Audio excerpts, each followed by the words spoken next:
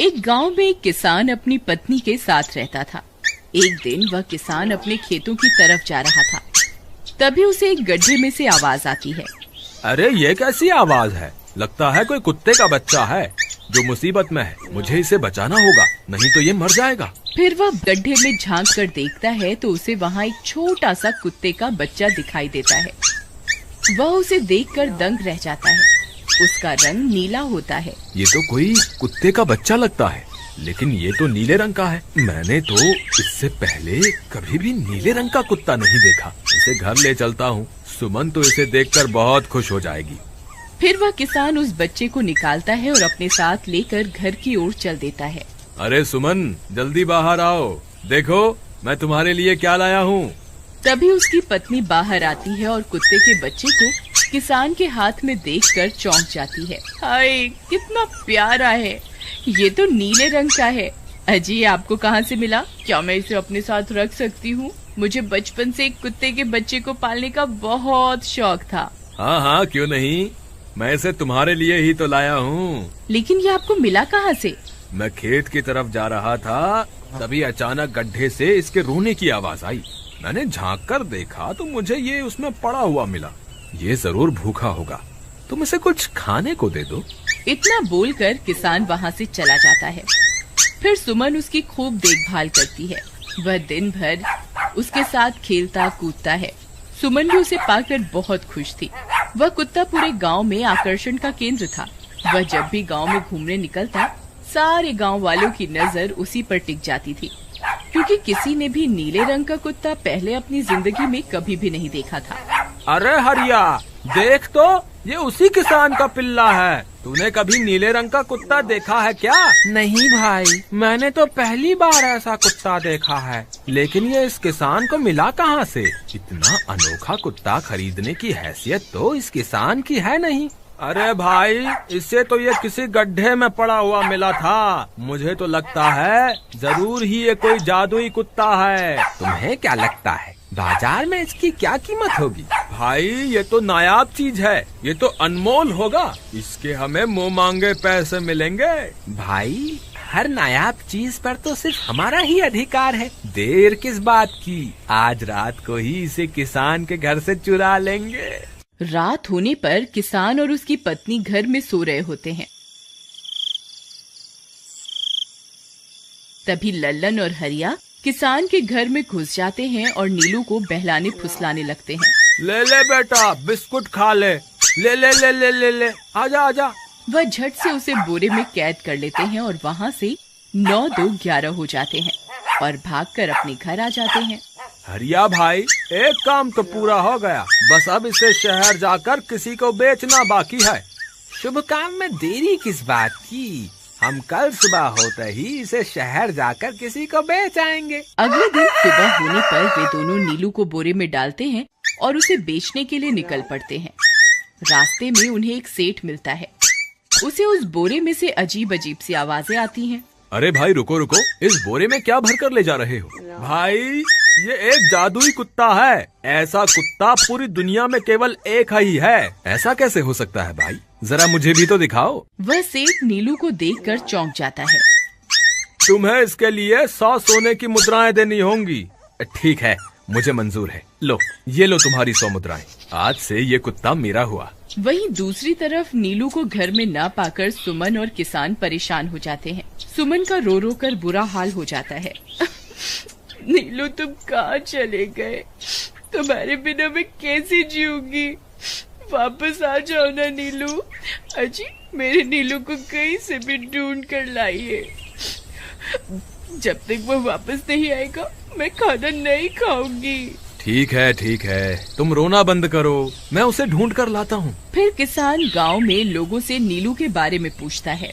अरे भाई, मैंने तुम्हारे कुत्ते को देखा था। वो लल्लन और हरिया तुम्हारे घर से बोरे में किसी को भरकर ले जा रहे थे। वो अवश्य ही तुम्हारा कुत्ता होगा। फिर किसान भागता हुआ लल्लन के घर जाता है। लल्लन, मुझे पता चल गया है, तुम्ही ने मेरे नीलू को चुराया है। उसे अभी के अभी वापस लौटा दो, नहीं तो मुखिया से कहकर तुम्हें कड़ी से कड़ी सजा दिलवाऊंगा।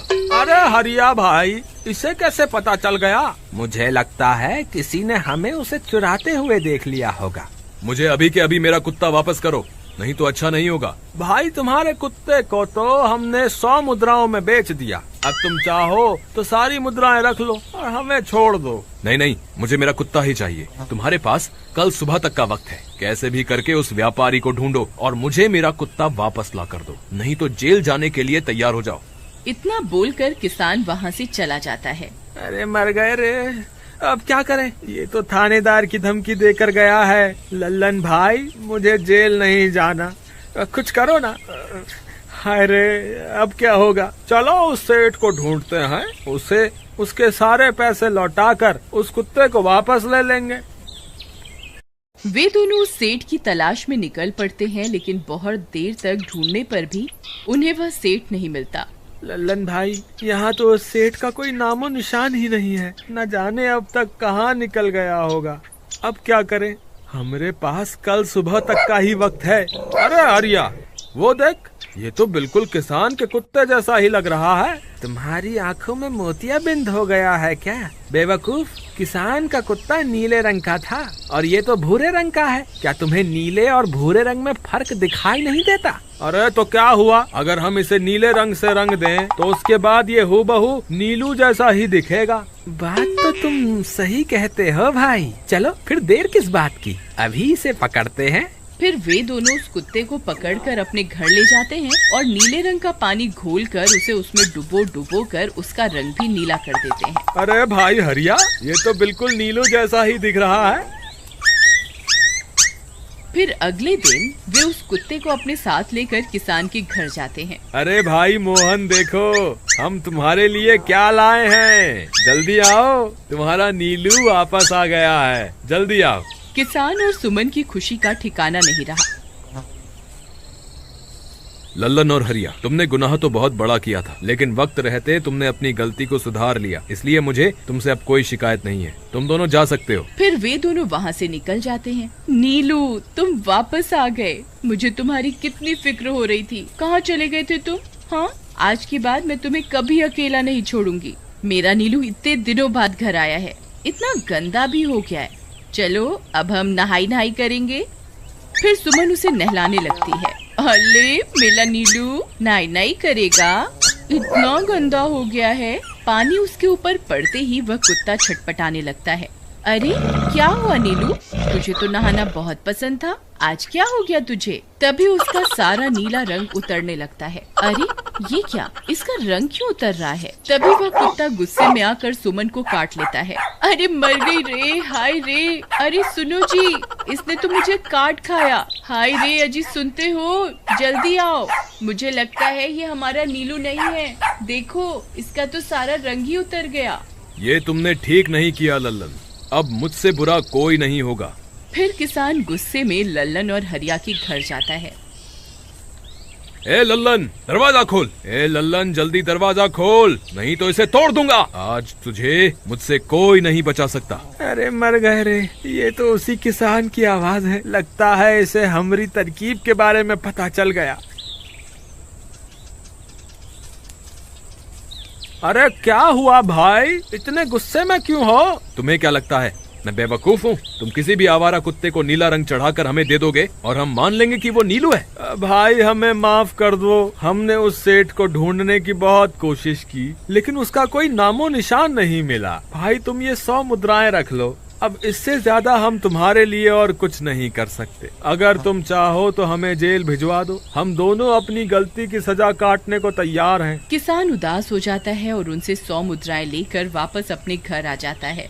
मुझे माफ कर दो सुमन, मैं तुम्हारे नीलू को नहीं ढूंढ पाया। ये लो, ये 100 मुद्राएं हैं। नीलू को बेचने पर उन्हें इतने पैसे मिले थे जो उन्होंने मुझे दे दिए हैं। उन्हें अपनी गलती का बहुत पछतावा है, लेकिन अब कुछ नहीं हो सकता। नहीं, मेरा नीलू जरूर वापस आएगा। हम एक काम करते हैं, कल सुबह इन 100 मुद्राओं का भोजन खरीद कर गरीबों में बांट देंगे। क्या पता उनकी दी हुई दुआओं से हमारा नीलू वापस आ जाए। अगले दिन सुबह होने पर वे दोनों उन पैसों से गरीबों में भोजन बांट देते हैं और वापस अपने घर की ओर चल देते हैं। तभी उन्हें कुछ आवाजें सुनाई देती हैं।